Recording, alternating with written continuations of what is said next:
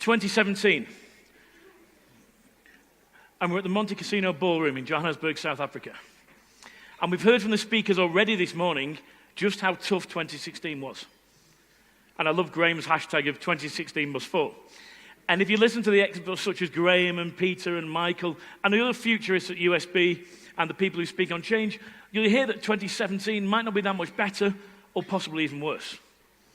And if you're in sales, that's definitely true. Because it's harder right now to make a face-to-face appointment with a senior decision maker than at any point in history. Buyers have more choice of which supplier they use for anything that they purchase than ever before. And your competitors are desperate to take your best accounts off you. So what are you and your sales team going to do in 2017 to make sure it's a better year than 2016?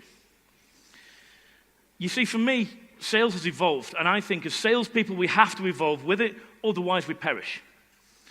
So the way people buy has changed, sales has changed through the ages.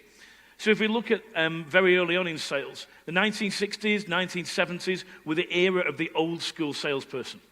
The kind of kitchen cookware salesman door to door in the US. And the idea behind those guys was, if you just have more closes than the people you meet have objections, you're going to win. So they practiced all these different closes. There's even a book I read a year or so ago, which the last chapter was the 37 essential closes you need to know to close more business. I thought, 37? I used one. If you need 37 ways to try and close somebody that you have to go through in sequence, there surely has to be something wrong with your sales process so far. But that was the 60s and 70s. Then we moved into the era of product, so which was we try and position our product as better than competitors. So people used to produce fact sheets and data sheets on the features, advantages, and benefits of their product over someone else's, and they train their sales force on what the features, advantages, and benefits are to help them try and sell to customers. So the era of the product was here. Then we had the era of the internet, starting off with websites, moving into social selling, and selling started to fall out of favor, and people said, oh, you know, we don't need to sell anymore, or selling without selling. Quite how you could sell without selling, I'm not sure. You're either selling or you're not. But this kind of came around, we got almost embarrassed to be in sales, and the world took a bit of a turn. And then that morphed into the age of the buyer, because the buyer's got more choice than ever before. They don't just go down the road and use a friend or somebody they know. They tend to get at least 3 quotations. I was with a client a couple of weeks ago that was seeing 19 different suppliers for their telecoms requirements. So that's a bit different to years ago, because we compete with everybody in the world on the internet. It's not just a local deal anymore. So now I believe we're moving into the age of differentiation. And if we aren't able to differentiate from our competitors as salespeople, we have a massive problem. So it's the age of differentiation, the era of standout selling. How do we stand out from our competitors and win more business? The standout salesperson does a number of things slightly differently in the process that means that they win more business, they win it faster, and they win it at the price they want to charge, not necessarily the price the client is trying to beat them down to. So let me give you some ideas of what a standout salesperson would do to help win more business and do so at a higher price. So for me, the first key is relevancy. How relevant are you to the customers and the prospects that you're seeing on a daily basis? How relevant are you? Because people say, oh yes, Andy, I'm relevant because I've asked them some good questions, I made a note of what they're looking for, the specification, and I'm going to put my proposal together based on those specifications. That's not going to cut it. Everybody who sends back a proposal is going to send a proposal back based on the specifications that the buyer has detailed. So you've not stood out, you're no different than anyone else.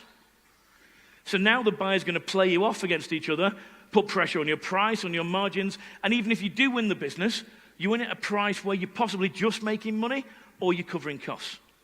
That's not a world that a standout salesperson lives in. So they want to be relevant to the person they meet. A friend of mine has a finance business in the UK, and he was telling about a salesperson who came in to see him a couple of weeks ago. And he said to me, Andy, I've got some more business for you. I thought, that's fantastic. I've done business with his teams before. We've got some good results. He said, no, a salesperson came in to see me.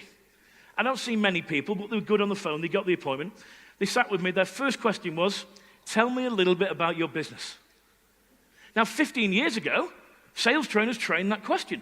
Quite a good question to get people talking. He said, my response was, there's the door. use it, and only come back when you know about my business, you understand my business, and you have something that's relevant to my business. Otherwise, I have no time for you. Off you go. Was that salesperson under a bit of pressure, guys? Yes or no? Absolutely. The world's changed and he hadn't evolved with it. We cannot be going to see decision makers face to face or even speak to them on the phone without knowing a bit about their business and how our product or service sits in that business and what it's going to do for them. The next key is immediacy. How quickly you respond, particularly to incoming inquiries. We're in the era of instant gratification now. We download films we can watch almost instantly. We can download music or stream music instantly whenever we want it. People want things straight away. If you take a day or two to respond to sales inquiries, they've probably bought off someone else. Sometimes usually the first person who calls them up gets to dictate, try and change their mind on what they want, perhaps get to shape the opportunity to favor themselves. If you're not first, you're last. And finally, activity. People say to me, Andy, I haven't got time to make any more sales calls. And I say, great. Could you make 5 more calls a day? The answer is usually no. So I say, great. If I gave you £1 million, so in South African money, that's like 16,000 rand, 432, 11, and 70. Would you make 5 more calls? Yes. So I said, so you don't have a time management problem, you have a prioritization problem. This is the era of differentiation. It's the era of standout selling. I hope to empower you and your sales teams at your conferences.